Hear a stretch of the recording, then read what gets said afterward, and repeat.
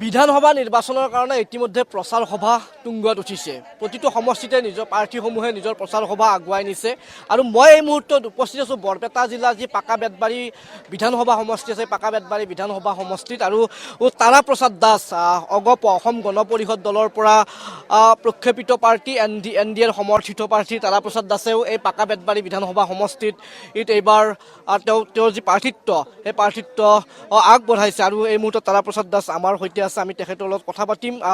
আচলতে পাকা বেতবাৰী সমষ্টি নতুনকৈ ডিলিমিটেশ্যনৰ পিছত নতুনকৈ গঠিত সমষ্টি কেনেধৰণে আগবাঢ়িব? চাওক, পাকা বেতবাৰী মানে আগতে এইটো সৰুক্ষেত্ৰী সমষ্টি আছিলে আৰু এই সৰুক্ষেত্ৰী সমষ্টি সেই সময়তো এইটো সংখ্যালঘু উদ্যোগিত সমষ্টিয়ে আছিলে, কিন্তু এইবাৰ অলপ বহল ভিত্তিত পাকা বেতবাৰী সমষ্টিটোৰ নাম বাঢ়িছে। আগতে যিটো প্ৰায় 18টা গাঁও পঞ্চায়ত আছিল, এতিয়া 26টা গাঁও পঞ্চায়ত হৈছে, 2,76,000 ভোটৰ 309টা ৱাৰ্ড, বিশাল সমষ্টি বৰপেটা জিলাৰ ভিতৰত। আগগুৰি নাই। কোনোবাফালে যদি ইফালে পূবফালে যদি আমি বেকী নদীৰ উত্তৰফালে যদি যাওঁ আমি, তেনেহ'লে আমি প্ৰায় পাঠশালাৰ ওপৰত। যদি আমি পশ্চিমফালে যাওঁ বেকী নদীৰ সেইটো চাইডে বেকী নদী পাৰ হ'ব লাগিব। কিন্তু এনেকুৱা দিশ প্ৰস্তুতি নহয় এটা সমষ্টি, যিটো সমষ্টিত ৰাস্তা ঘাটৰ একেবাৰে নাই, ৰাস্তা ঘাটৰ সমস্যা আছে, যোগাযোগৰ ব্যৱস্থা একদম উন্নয়ন নহয়, উন্নতি নাই। গতিকে এনেকুৱা এটা সমষ্টি যিজন বিধায়ক হ'ব, সি যে কেনেকুৱা মোৰ ঘৰত সোমাব সেইটো সেইজন বিধায়কে জানিব। গতিকে এইকাৰণে যিয়ে নহওক NDAৰ পৰা প্ৰাৰ্থিত্ব মোক দিছে। প্ৰাৰ্থিত্ব দি মই ঘূৰি আছোঁ চাৰিওফালে, ঘূৰি আহি য'ত নেকি 90%ৰ ওপৰত মাইনৰিটি সমষ্টি, 100%, 90% ওপৰত মাইনৰিটি।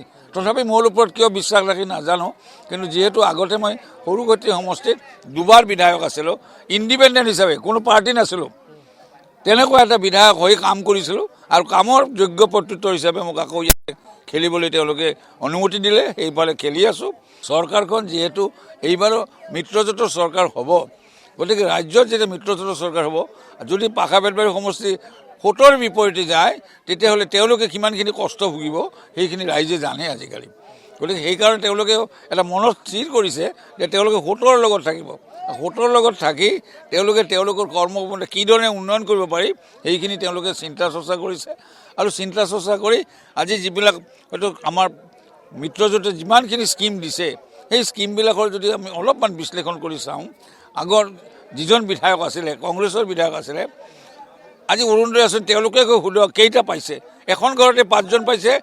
তেওঁলোকে যি কাম কৰি গ'ল তাৰ কীৰ্তি কিন্তু বহুদিনলৈ থাকিব। আৰু সেইকাৰণে কংগ্ৰেছক বিচ্যুত কৰিছে। কংগ্ৰেছ এতিয়া নাই। কংগ্ৰেছৰ এতিয়া এই সমষ্টিটোত মানে একেবাৰে শেষ হৈ গৈছে। গতিকে এতিয়া UDFৰ কেণ্ডিডেটজনী, তাই নতুন ছোৱালী, নতুন হেৰি, গতিকে তেওঁ নাজানে, কিন্তু তেওঁ বেলেগৰ ছোৱালীৰ পৰা আহি ইয়াতে বিয়া দিয়াৰ পিছত তেওঁ ইয়াতে হৈছে। কিন্তু মই কৈছোঁ যে এই সমষ্টিটো যদি ভালকৈ ৰাখিব লাগে, এই সমষ্টিটো যদি উন্নয়ন বিচাৰে, তেনেহ'লে মই ভাবোঁ মিত্ৰজোঁটৰ চৰকাৰৰ লগত সংগতি ৰাখি তেওঁলোকে যদি মিত্ৰজোঁটৰ কেণ্ডিডেটক ভোট দিয়ে, তেতিয়াহ'লে অন্তত নিৰাপত্তা পাব। আৰু এই নিৰাপত্তাখিনি সংখ্যাগুৰু বিধায়কজনেহে দিব পাৰিব। নিশ্চিতভাৱে আপুনি যেতিয়া ইয়াত বিধায়ক হিচাপে আছিলে, দুটাকৈ কাৰ্যকাল, বিভিন্ন ঠাইত কিন্তু ৰাস্তা ঘাটো নাছিলে, তেতিয়া কিন্তু আপুনি ৰাস্তা ঘাট বনাইছিলে বা সেনেকুৱা ধৰণৰ কাম কিছু আৰম্ভ কৰিছিলে।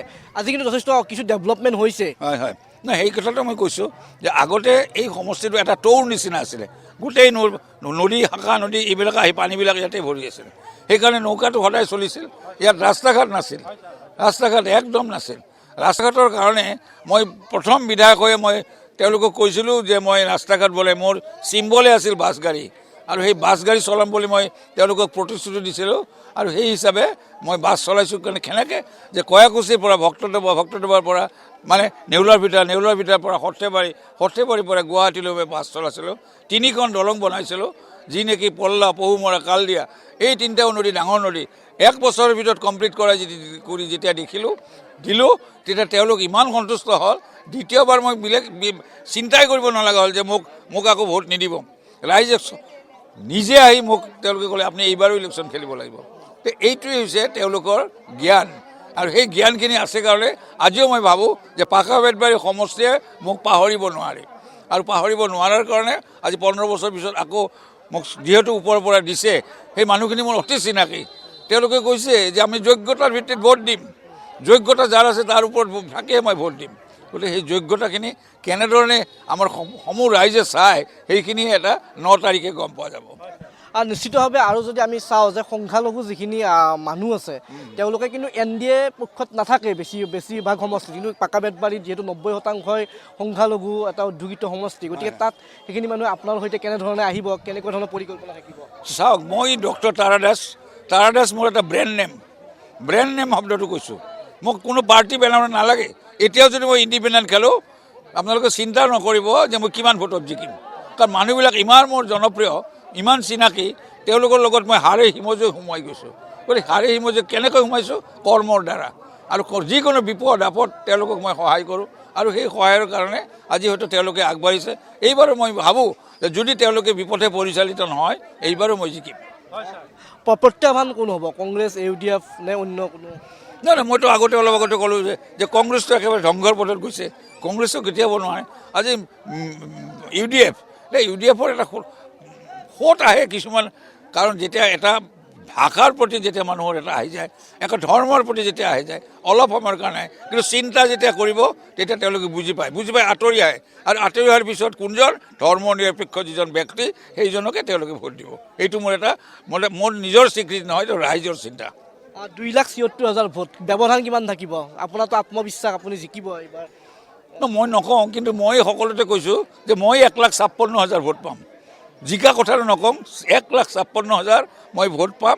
গতিকে ভোট পোৱাৰ তাৰপিছত আপোনালোকে বিন্যাস কৰিব কিমান ভোটত জিকিম।